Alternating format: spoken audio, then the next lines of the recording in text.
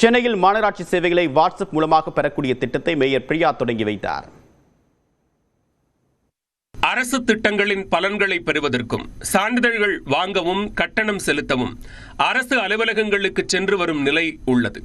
இதனை கருத்தில் கொண்டு சென்னை மாநகராட்சியில் மக்களுக்கான சேவைகள் வாட்ஸ்அப் வாயிலாக வழங்கப்படும் என மாநகராட்சி நிதிநிலை அறிக்கையில் தெரிவிக்கப்பட்டிருந்தது.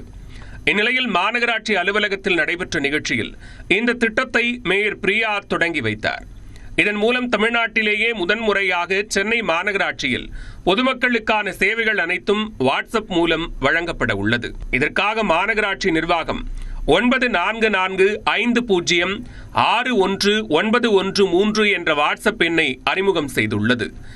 இந்த ஒரே ஒரு எண் மூலம் எளிதில் அணுகக்கூடிய வகையில் சாட்பாட் உருவாக்கப்பட்டுள்ளது.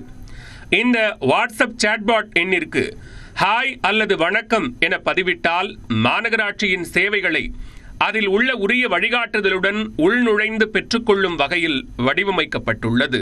இந்த திட்டத்தின் கீழ் பிறப்பு இறப்பு சான்றிதழ் பெறுவது, புகார் பதிவு, வர்த்தக உரிமம் பெறுதல் மற்றும் புதுப்பித்தல், ஆவண பதிவிறக்கம், சமுதாய கூடம் முன்பதிவு, நீச்சல் குளம் முன்பதிவு, செல்ல பிராணிகளின் உரிமம் பதிவு, கடை வாடகை செலுத்துதல் உள்ளிட்ட சென்னை மாநகராட்சியின் 32 வகையான சேவைகளை மக்கள் எவ்வித அலைச்சலுமின்றி தாங்கள் இருந்த இடத்திலிருந்து வாட்ஸ்அப் சாட்பாட் வாயிலாக பெற்றிட முடியும் என அறிவிக்கப்பட்டுள்ளது.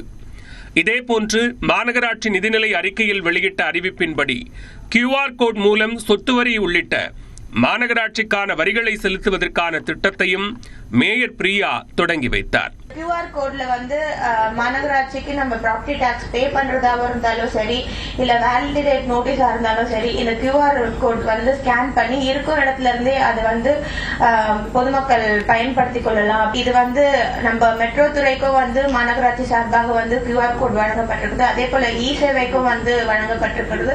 இது மட்டும் இல்லாத மாநகராட்சியில் இருக்கக்கூடிய இந்த ஷாப்பிங் காம்ப்ளெக்ஸ் பகுதிகளிலும் இந்த சேவை வழங்கப்பட்டிருக்கிறது.